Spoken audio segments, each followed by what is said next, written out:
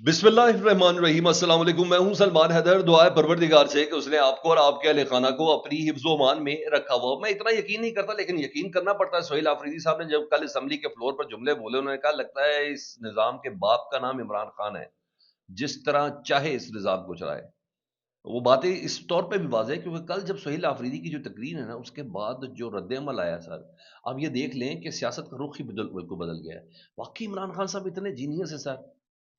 जो लग रहा है उसके हिसाब से तो लग रहा है कि इमरान खान साहब को जेल में बैठ के भी तमाम इत्तलात हैं। पीपल्स पार्टी और नून लीग ने सुलह कर ली नहीं, वही पहले जरा खैबर पख्तूनख्वा को देख रहे हैं। इस हवाले से मामला शुरू होगा। रात को तो बहुत ही ज्यादा चीजें हुई हैं, मैं उसकी डिटेल आपको बतानी है। तीफी बट साहब को पिछले दिनों एक पुलिस इनकाउंटर के अंदर मारा गया सर। उसकी खबर ही कोई दूसरी आ गई सर। ये तो सारा माल वाला मामला है। पुलिस के किन किन अफसरान ने पैसे लिए हैं सर। जी हाँ, ये खबर भी कोई दे रहा है। उसके हवाले से भी मैं बताता हूँ जी। क्योंकि दुश्मनी तो उनकी किसी एक ख़ास ख़ानदान से थी ना, तो वो भी मैं आपको तफ़सील बतानी है। ख़बरें हैं कुछ अहम हैं, जो आपके साथ मैंने रखनी है।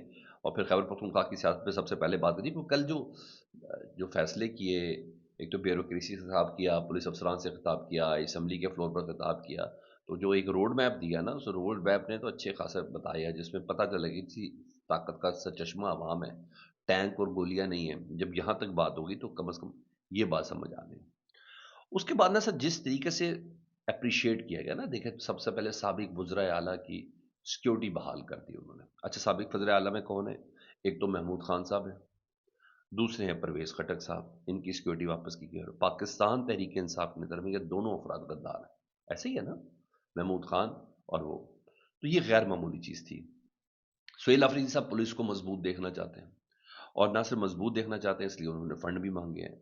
ना सिर्फ फंड मांगे हैं, बल्कि उन्होंने कहा है खैबर पख्तूनख्वा की जो पुलिस है वो दहशतगर्दी के खिलाफ फ्रंट पर रखते हैं, तो इसलिए जदीद असला भी चाहिए। तो ये उन्होंने वफाक से डिमांड भी कर ली।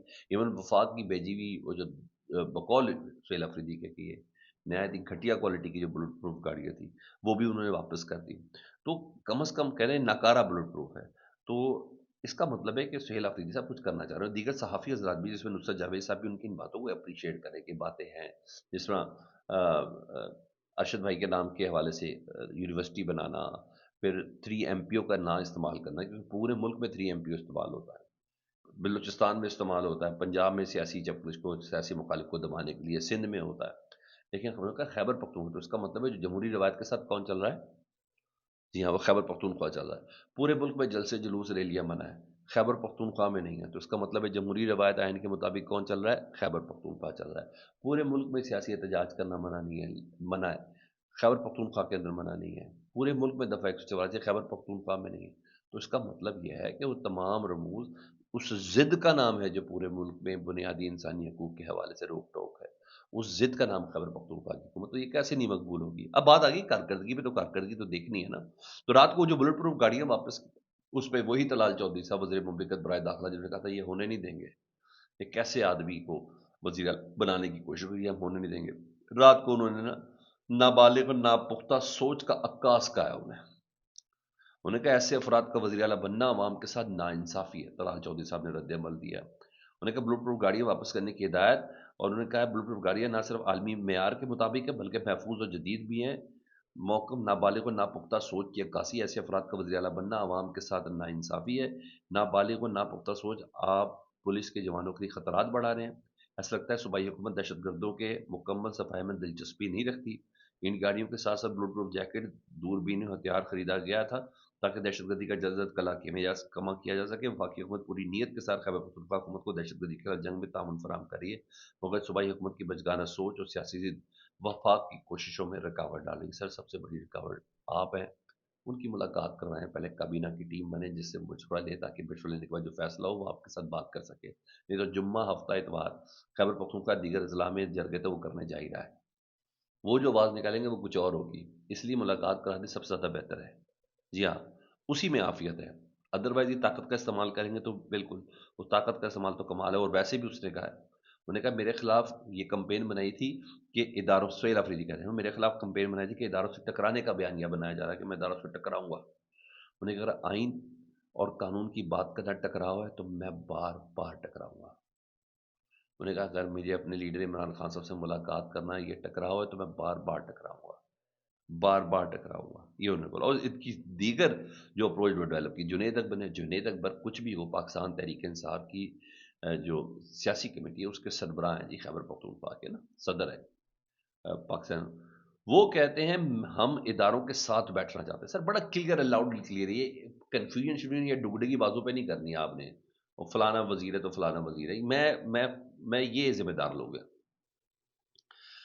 پہلے دن سہیل آفریدی نے کہا کہ افغانستان سے حملہ، پاکستان پر حملہ اور ہم اپنی فوج کے ساتھ کھڑے ہیں، ٹھیک ہے۔ عمران خان صاحب کا یہ کہنا میں پاکستان ہوں، پاک فوج میری ہے، ٹھیک ہے، مجھے ان جملوں پہ یقین ہے، مجھے باقی کسی بات پہ یقین نہیں ہے۔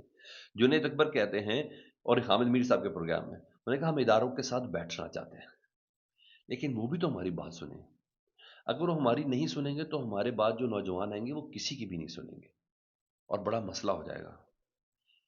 میں کہتا تھا کہ ہماری جگہ آ کر نوجوان کی عادت آ گئی تو آپ انہیں کنٹرول نہیں کر سکتے، سہیل آفریدی وہی کرے گا جو خان صاحب کہے گا، ہماری نیک عادت عمران خان کے لیے مکمل طور پر تیار ہے۔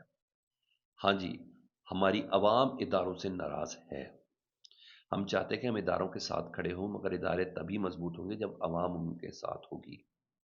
انہوں نے کہا میں نے عمران خان صاحب کو میسج بھجوایا 22 MPs کے حوالے سے کہ یہ ہمارے ساتھ بھی ہوں گے، ان کے کوئی ایفیڈیوٹ دیے میں انہوں نے بڑے کوارٹرز میں، تو عمران خان نے کہا مجھے کوئی پرواہ نہیں ہے، کم از کم ان 22 بندوں سے جان تو چھوٹ جائے گی۔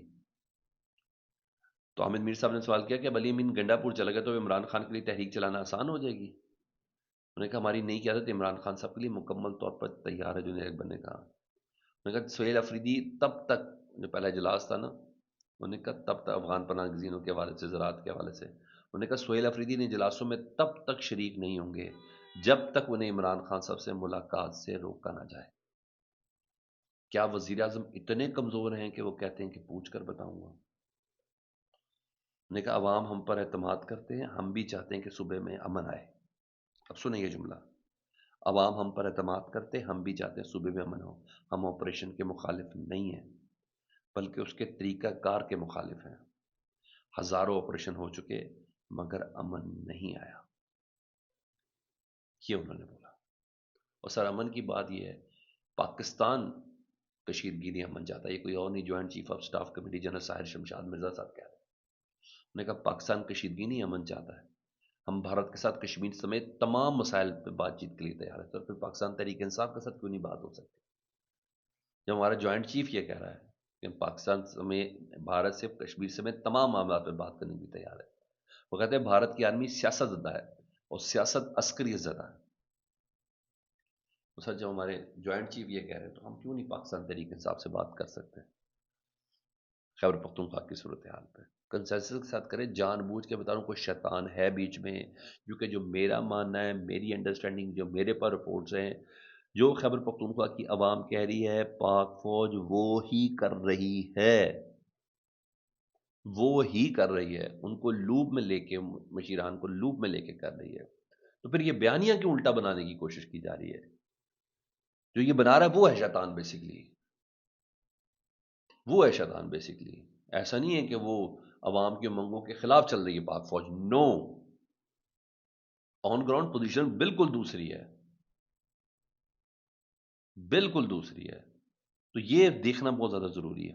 ہاں، وہ شاہد آفریدی صاحب کو انعام ملا، میں انعام ہی بولوں گا سر کیونکہ میرٹ تو تھا نہیں، ان کے جو داماد ہے شاہین شاہ آفریدی کو ون ڈے ٹیم کا کپتان مقرر کر دیا گیا ہے۔ اب آپ کرنے والے کون ہیں آپ کو پتا ہے، پپیاں شاہد آفریدی صاحب ہی لیتے ہیں نا، اور وزیر داخلہ کون ہے آپ کو پتا ہے، محسن نقوی صاحب، تو پی سی بی کے چیئرمین کون ہیں وہ بھی سن لیں، تو ان کو جی ون ڈے ٹیم کا کپتان بنا دیا گیا جی، اور تقرری کا فیصلہ اسلام آباد میں ہونے والے اجلاس میں کیا گیا ہے، اور 3 ون ڈے انٹرنیشنل سیریز میں نا جنوبی افریقہ کے خلاف وہ کپتانی کے فرائض سر انجام دیں گے۔ اچھا، رات کو ایک اور بات بھی کھل کر سامنے ہے، اور یہ بات کوئی اور نہیں کر رہے جی، یہ بات کرنے والے ہیں جی، نام تو آپ نے سنا ہوگا محسن بیگ صاحب کا۔ محسن بیگ صاحب اعزاز سید صاحب سے بات کر رہے تھے، اور انہوں نے کہا کہ جو تیفی بٹ کا جو قتل ہے نا، اس میں عثمان انور، میرے خیال ہے غالباً وائی جی پنجاب کی بات کر رہے ہیں، عثمان انور ڈائریکٹلی ملوث ہے، کہ قتل میں لفظ بولا، پولیس انکاؤنٹر نہیں بولا، انہوں نے کہا تیفی بٹ کے قتل میں عثمان انور ڈائریکٹلی ملوث ہے، انہوں نے سب کچھ تیفی بٹ کے مخالفین کے کہنے پر کیا، مطلب وہ جو بالاج ٹیپو گروپ جو کچھ بھی ہے انہیں کہ ان کے مخالفین کے کہنے پر کیا، انہیں کہ یہ کیسے ممکن ہے کہ اس میں عثمان انور نے پیسے نہ لیے ہوں۔ اور پھر سہیل ظفر چٹھا کی بات کی، انہوں نے کہا چٹھا اور عثمان انور یہ لفظ بولا ہے، انہوں نے کیسے ہوتا ہے کہ اس میں وہ عثمان انور نے پیسے نہ لیے ہوں، جتنی خدمت، ورنہ جتنی خدمت تیفی بٹ نے نون لیگ کی ہے کوئی کر کے تو دکھائے، یہ تو ان کے اشاروں پر چلتا تھا۔ اور سر ایک بات بتاؤں، میں نے بھی کچھ ڈگ آؤٹ کیا، دشمنی کے اصول ہوتے ہیں، پولیس نا یہ 70 سال کے بوڑھوں کا نا انکاؤنٹر نہیں کرتی، وہ دشمن تھا، کوئی ڈکیت تو تھا نہیں، ہیروئن فروخت تو تھا نہیں، قبضے شبضے جو چیزیں تھی ایک دشمنی کا ایک معاملہ جو چل رہا تھا، پولیس اس طرح کے لوگوں کو پولیس انکاؤنٹر میں نہیں مارتی، دس از سم تھنگ پرسنل، کچھ ہوا ہے۔ محسن بیگ صاحب کہتے ہیں کچھ وقت لگے گا، سب کے سامنے آ جائے گا پتہ۔ بہرحال انہوں نے ڈائریکٹ ایلیگیٹ چٹھا صاحب اور عثمان انور صاحب کے اوپر لگایا۔ جی ہاں، یہ تو پیکا لگا کے پکڑیں تو صحیح ہونے، میں تو رپورٹ کر دی انہوں نے جو کہا۔ فیڈ بیک سے متعلق دعا کریں، اپنا بہت زیادہ خیال رکھیں، اللہم صلی علی محمد و آل محمد۔